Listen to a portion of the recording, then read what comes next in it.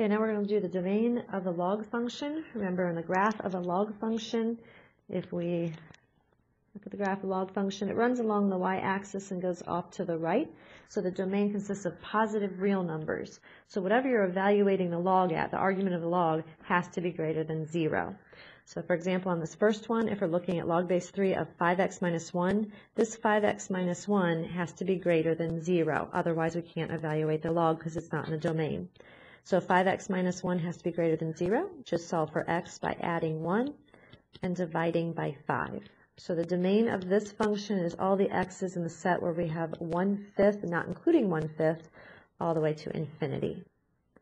On the second one here, if we have log base 4 of this quadratic again has to be greater than 0. So for the values of 2x squared plus 3x minus 9 being greater than 0, we factor this. It would be 2x minus 3 times x plus 3. If you think about the graph of this, it would have the zeros at positive 1.5 and negative 3. This is a quadratic that's opening up. So these two values are where it would be equal to 0, which is not what we want. We want them to be greater than 0. And the quadratic goes through those 2 points, opening up. So the places where this is greater than 0 is over here to the left of negative 3 and to the right of 1.5. So the domain would be all of the x values going from negative infinity all the way to negative 3, not including it, and then also from 1.5 all the way to infinity. We're looking at this next one. We have a rational expression where we want that rational expression again to be greater than 0. So there's two critical values that you're looking at. The 0 of this function happens when x equals 4, and a vertical asymptote happens at x equals 2. So those are two critical values you want to look at.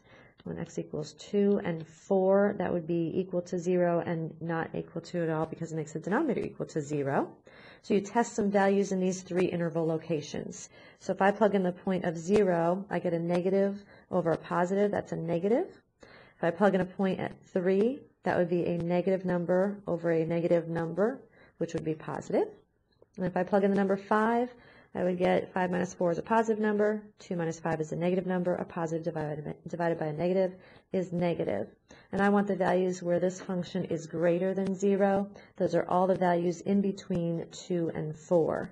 So those are the x values from 2 to 4, not including either one of those points. If we look at this last one, we want that value of the square root of 3 minus 4x to be greater than 0 again. So if we square both sides, that would be 3 minus 4x is greater than 0. We want to solve for x, so we're going to subtract 3 to the other side, and then divide by negative 4. That makes positive 3/4. Also, when you divide by a negative, the inequality sign will flip around. So this is going to happen with the values of x in the domain are going to be everywhere from negative infinity all the way up to positive 3/4, but not including it. So if you look at the values of this function, you actually plug them in. If you plug in 3/4, you get 3 minus 4 times 3/4. That would be 3 minus 3, the square root of 0. So that's the point where log would be equal to 0. Log of 0 would not happen, so we want not including that point, but all the values below it. That's like the first point where it equals 0. So if we pick a point less than 3/4, like let's say we pick 0, and we plug that in, you'd have 3 minus 0, that would equal a positive number. That would be good to go, and that would be one of the numbers that you could plug into the domain. So that is in between negative infinity and 3/4.